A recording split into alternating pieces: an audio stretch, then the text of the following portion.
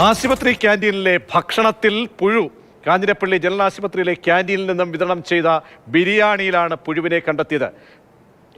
Shinoj S T ചേരുന്നുണ്ട്. ഷിനോജ്, ആശുപത്രി ക്യാൻറ്റീനിലെ ഭക്ഷണത്തിലാണ് പുഴു കാണപ്പെടുന്നത്. ഒരുപാട് പേർ എത്തുന്ന ക്യാൻറ്റീൻ തന്നെയല്ലേ?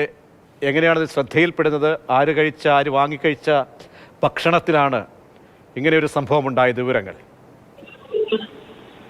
പ്രതീക്ഷ, കാഞ്ഞിരപ്പള്ളി ജനറൽ ആശുപത്രിയിലെ ക്യാൻറ്റീനിൽ നിന്നും വിതരണം ചെയ്ത ബിരിയാണിയിലാണ് പുഴുവിനെ കണ്ടെത്തിയത്. ഇവിടെ ചികിത്സയിൽ കഴിയുന്ന പുഞ്ചവൽ സ്വദേശിയായിട്ടുള്ള മോനിച്ചൻ വാങ്ങിയ ബിരിയാണിയിലാണ് പുഴുവിനെ കണ്ടെത്തുന്നത്. പുഴുവിനെ കണ്ടെത്തിയ ഉടൻ തന്നെ ഇവർ ആശുപത്രി സൂപ്രണ്ടിന് പരാതി നൽകി. തുടർന്ന് ആരോഗ്യവകുപ്പ് ഉദ്യോഗസ്ഥരെയും വിവരമറിയിക്കുകയായിരുന്നു. ഇതിനെ തുടർന്ന് ആരോഗ്യവകുപ്പ് ഉദ്യോഗസ്ഥർ ആശുപത്രി ക്യാൻറ്റീനിൽ ഉടൻ തന്നെ എത്തി പരിശോധന നടത്തി. ഈ പരിശോധനയിലാണ് ബിരിയാണിയിൽ കൂടുതൽ പുഴുക്കളൊക്കെ ഉണ്ടായതായി കണ്ടെത്തുന്നത്. തുടർന്ന് ഉടൻ തന്നെ ഈ ക്യാൻറ്റീൻ അടച്ചു പൂട്ടുന്ന നിലയിലേക്ക് കാര്യങ്ങൾ എത്തുകയും ആശുപത്രി അടച്ചു പൂട്ടാനുള്ള നിർദ്ദേശം നൽകുകയും ചെയ്തു. മാത്രമല്ല, പോസ്റ്റ്മോർട്ടം ചെയ്യുന്ന മുറിക്ക് ഏകദേശം 2 മീറ്റർ മാറിയാണ് ഈ ക്യാൻറ്റീൻ പ്രവർത്തിക്കുന്നത്. ആ ഒരു സാഹചര്യത്തിൽ എങ്ങനെയാണ് ഇത്തരത്തിൽ ആശുപത്രി ക്യാൻറ്റീനോട് ചേർന്ന് ഇത്തരത്തിൽ ഒരു പോസ്റ്റ്മോർട്ടം ചെയ്യുന്ന മുറി ഇതിന് അനുമതി നൽകിയത് ആര് എന്ന ചോദ്യം ഇപ്പോൾ പ്രധാനമായും ഉയരുന്നുണ്ട്.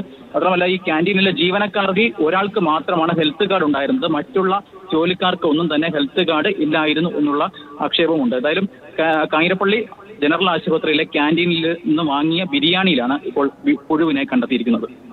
ഷിനോജ് എസ് ടിയാണ് വിവരങ്ങൾ നൽകി. എന്തായാലും വളരെ തികഞ്ഞ അനാസ്ഥയാണ് ഉണ്ടായിരിക്കുന്നത്. അശ്രദ്ധമായി തന്നെ കൈകാര്യം ചെയ്ത ഈ ക്യാൻറ്റീൻ അടച്ചുപൂട്ടുന്നു. ആശുപത്രി ക്യാൻറ്റീനിലെ ബിരിയാണിയിൽ നിന്നാണ് പുഴുവിനെ കണ്ടെത്തിയത്.